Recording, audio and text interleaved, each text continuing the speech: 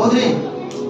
ಒಬ್ಬ ತಹಸೀಲ್ದಾರ್ ಆಗ್ಬೇಕಾದ್ರ ಅವ್ ಓದ್ಬೇಕಾಗ್ತದೆ, degree ಓದ್ಬೇಕಾಗ್ತದೆ, exam ಕಟ್ಬೇಕಾಗ್ತದೆ, ಎಲ್ಲ ಕಟ್ಟಿದ ನಂತರ ತಹಸೀಲ್ದಾರ್ ಆದ ಅಂತ ತಿಳ್ಕೊರಿ. ಅವಾಗ ಒಂದ್ ಅಧಿಕಾರ ಅವನ್ ಹೆಂಗಿರ್ತದ ಪೊಸಿಷನ್ ರೀ.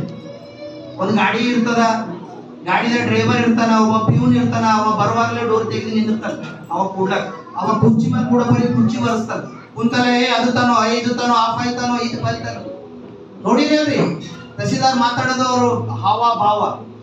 ಅಧಿಕಾರ ಬರುವಾಗ ಆ ಎಲ್ಲ ಆ ಗತ್ತು ಗಮ್ಮತ್ತು ಎಲ್ಲ ಬರ್ತದೆ ಬೇರೆ. ಒಬ್ಬ ಲೌಕಿಕವಾಗಿ ಒಂದು ಸಾಮಾನ್ಯವಾಗಿ ತಹಸೀಲ್ದಾರ್ ಆಗ್ಬೇಕಾದ್ರೆ ಅವನಷ್ಟೆಲ್ಲ ಅಧ್ಯಯನ ಮಾಡಿ ಅಧಿಕಾರ ಸಿಗ್ತದೆ.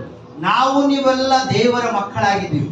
ನಾವು ನೀವು ದೇವರ ಮಕ್ಕಳಾಗಿರೋದಕ್ಕಾಗಿ ದೇವರು ನಮ್ಗೆ ಅಧಿಕಾರ ಕೊಡ್ತಾ ಇದ್ದಾನೆ. ಎಂತ ಅಧಿಕಾರ ಕೊಡ್ತಾ ಇದ್ದಾನೆ? ಎಂತ ಅಧಿಕಾರ ಕೊಡ್ತಾ ಇದ್ದಾನೆ?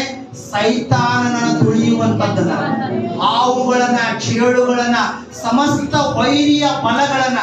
ಇಂಥದೇ ರೋಗ, ಜ್ವರ ಬಂದ್ರಷ್ಟೇ, ನೆಗಡಿ ಬಂದ್ರ ಅಂತಲ್ಲ ರೀ, ಎಲ್ಲ ರೋಗಗಳು, ಅದು ಯಾವುದೇ ರೋಗ ಇರ್ಲಿ, ಯಾವುದೇ ರೋಗ ಇರ್ಲಿ, ಎಲ್ಲ ರೋಗಗಳನ್ನ ತುಳಿತಕ್ಕಂತ, ವಾಸಿ ಮಾಡುವಂತ ಅಧಿಕಾರ ದೇವರು ಕೊಟ್ಟಿದ್ದಾನೆ. ನಾನು ನಿಜವಾಗ್ಲೂ ಇದನ್ನ ಸಾಕ್ಷಿ